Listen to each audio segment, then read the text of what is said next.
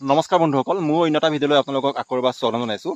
বন্ধুসকল, আজি আমি বিশেষ বস্তু এটাৰ ওপৰত কথা পাতিব গৈ আছোঁ, যিটো বস্তুৱে নেকি বৰ্তমান গাঁৱে ভূঞে পাহাৰে পৰ্বতে সাংঘাতিকভাৱে তাণ্ডৱ চলাই আছে। বন্ধুসকল, নিশ্চয় আপোনালোকে বস্তুটো আইডিয়া কৰিব পাৰিছে নেকি কি? ঠিক আছে, মই কৈ দিছোঁ বস্তুটো হৈছে গছ কটা মেচিন, যিটোক আমি ইংৰাজীত চেউ মেচিন বুলি কওঁ। সেই মেচিনটোৱে আপোনালোকৰ বৰ্তমান সময়ত একদম সাংঘাতিকভাৱে তাণ্ডৱ চলাই আছে। বন্ধুসকল, বৰ্তমান সময়ত আমি ৰাতিপুৱা শোৱাৰ পাতিৰ পৰা যেতিয়া উঠোঁ, শোৱাৰ পাতিৰ পৰা উঠাৰ পৰা এই মেচিনটো শব্দই আমাৰ কাণত বাজি থাকে, আৰু ৰাতি শোৱালৈকে আমি সেই মেচিনটো শব্দৰ কোবত আমি শুব নোৱাৰোঁ।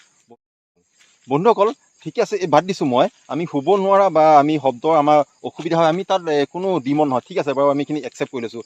কিন্তু এই মেচিনটোৱে বৰ্তমান জীৱকুলৰ প্ৰতি যিটো ভাবুকি লৈ আহিছে, ভাবুকি সৃষ্টি কৰিছে, সেই ভাবুকিৰ প্ৰতিহে আমি সকলো ৰাইজে সজাগ হোৱাটো বা সচেতন হোৱাটো খুব জৰুৰী বুলি ভাবোঁ।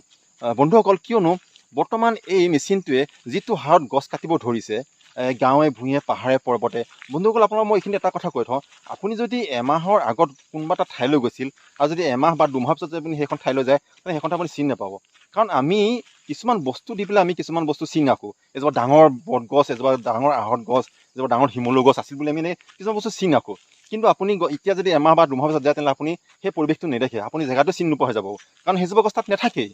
বন্ধুসকল, আগতে আমি এজোপা গছ কাটোতে প্ৰায় গোটেই দিনটো লাগিছিল। যেতিয়া আমি হাতেৰে গছ কাটোঁ, কুঠাৰ দি গছ কাটোঁ বা হাত কট দি আমি যেতিয়া গছ কাটোঁ, আৰু আমি গোটেই গাঁওখন মাতিছিলোঁ সেই গছডাল সুবিধাজনক জেগাত পেলাবৰ কাৰণে ৰছীয়ে টানি পেলাই।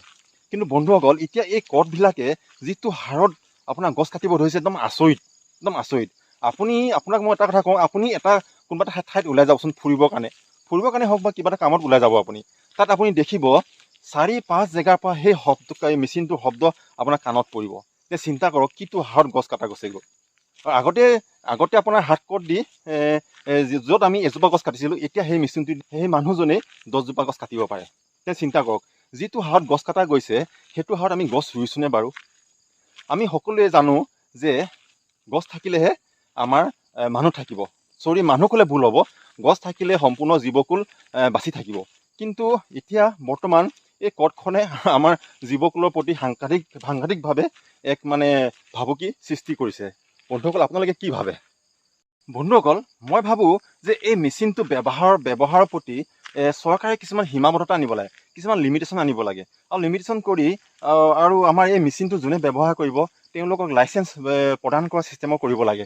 যে তেওঁলোকে লাইচেঞ্চ ল'ব লাগিব, তেতিয়া মেচিনটো চলাব পাৰিব, আৰু মেচিনটো কোনে চলাব পাৰিব আৰু ক'ত চলাব পাৰিব, তেনেকুৱা ধৰণৰ কিছুমান চৰকাৰে নীতি নিয়ম বনাব লাগে। বন্ধুসকল, বৰ্তমান মই এটা জেগা পাহাৰত আছোঁ। সেই পাহাৰটো আপোনালোকে আচৰিত খাব, যিটো হাৰত গছ কটা দেখা যাব পাহাৰত, আপুনি আচৰিত হ'ব। বৰ্তমান পাহাৰত আমি গছ বহুত আছে বুলি ভাবোঁ, কিন্তু পাহাৰত গছ বহুত কমি গৈছে। আমাৰ ভৈয়ামত যিমান গছ আছে তাতকৈ হয়তো পাহাৰত গছ বহুত কমি গৈছে। মই ভাবোঁ আমাৰ এই কটখনৰ ব্যৱহাৰৰ প্ৰতি আমাৰ যি ফৰেষ্ট ডিপাৰ্টমেণ্ট আছে, সেই ফৰেষ্ট ডিপাৰ্টমেণ্টটো অলপ চকু দিয়াটো মই ভাবোঁ উচিত। এতিয়া হ'ল যে ন' ডাউট ইয়াত আপোনাৰ হয়তো কোনোবাই ক'ব পাৰে যে এই কটখন বা এই কাঠ ফালা বা গছ কটা এই কামটো দি পেলাই বহুতো আমাৰ যুৱকে বৰ্তমান কৰ্ম সংস্থাপন পাইছে বা জীৱিকা হিচাপে তেওঁলোকে লৈছে। লওক, তাত কোনো আপত্তি নাই, কিন্তু তেওঁলোকক কিছুমান লিমিটেশ্যন দি দিব লাগে। তেওঁলোকক কিছুমান আপোনাৰ প্ৰতিবন্ধকতা দি দিব লাগে যে ক'ত তেওঁলোকে ব্যৱহাৰ কৰিব পাৰিব, ক'ত ব্যৱহাৰ কৰিব নোৱাৰিব, আৰু ক'তখন সকলোৱে ল'ব নোৱাৰিব, যোনে লাইচেঞ্চ বনাব সেই তেওঁলোকে ল'ব পাৰিব। তেনেকুৱা কিছুমান ছিষ্টেম বনাই দিব লাগে। তেতিয়া ছিষ্টেমটো বনাইলে তেতিয়া ভাৰসাম্যটো ৰক্ষা হৈ থাকিব।